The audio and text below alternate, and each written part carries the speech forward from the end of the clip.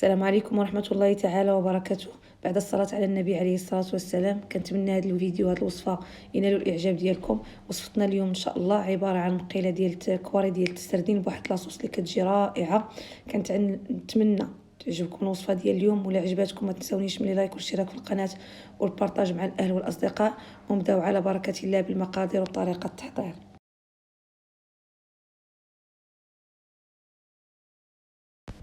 اول حاجه غادي نبدا بها هي لاصوص اللي كنحتاج ليها 4 ديال المطيشات، واحد البصله موين، واحد 3 ديال الفصوص ديال الثومه.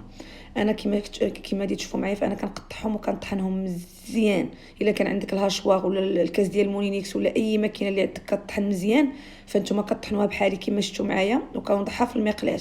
ولا كانت عندكم المولينيكس ولا داك الهاشواغ ما كيطحنش مزيان، فانتم ضروري ما كتصفيوها.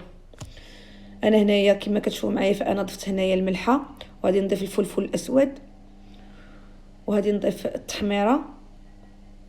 هاد لاصوص تقدروا تستعملوها يا اما البيتزا لي باط لاي حاجه نتوما كتستعملوا فيها. هاد لاصوص طوماط كتجي اكثر من رائعه، كتجي بنينه.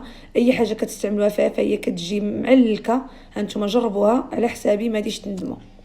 هنا كما شفتوا معايا، فانا ضفت التحميره، وانا هنا غادي نضيف الزيت البلديه. تقدروا تضيفوا زيت نباتيه ولا تخلطوا بيناتهم بجوج. كنوضعها فوق نار اللي كتكون في الاول مجهده.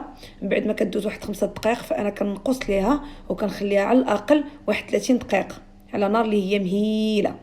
كما كتشوفوا معايا، انا هنا غادي نحرك غير العناصر باش هادي يندمجوا ليا، ومن بعد فانا غادي نحطهم فوق من البوطه. كنتمنى تجربوا هاد لاصوص، كتجي اكثر من رائعه. وهاد الوصفه ديال هاد الكواليت السردين كتجي رائعه. دابا انا غادي نوضعها فوق من النار، ضروري ما تغطيوها. كما قلت لكم 5 دقائق الاولى، من بعد ما كتطبخ لينا كطلع مع العافيه مزيان، وكنقصوا ليها واحد نص ساعه. هنايا فانا عندي السردين اللي كنجيبو كنقيوه مزيان وكنطحنو. انا هنا كنحيد ديك الجلده الفوقانيه، بغيتو تحيدوها حيدوها، ما بغيتوش تحيدوها خليوها. كنضيف ليها الربيع كما كتشوفوا معايا، زريعه القزبر وشويه ديال الملحه، البزار، الكمون، وشويه ديال التحميره، وكنخلط الكل.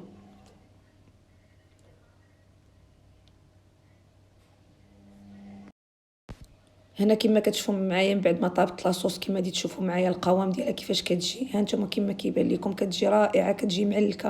ها نتوما كما كتشوفوا معايا، وكتجي بنينه. ومطيشه قداش ما طابت قداش ما كتطلق ديك الحلاوه ديالها، وكتجي بنينه وما كتبقاش فيها ديك الحموضه. صافي، وكنشد السردين كنكورو كما كتشوفوا معايا. كنضيف واحد 2 ورقات ديال ورقه سيدنا موسى، وكنضيف الفلفل الحار كيبقى اختياري. صافي، وكنضيف واحد الخويط ديال الزيت البلديه. صافي كما كتشوفوا معايا، وكنخليها كطيب في داك الماء ديالها. النار اللي كتكون ما هي مهيله ما هي مجهده، وكنخليوها حتى كيطيب السردين. كما كتعرفوا السردين كيطيب دغيا.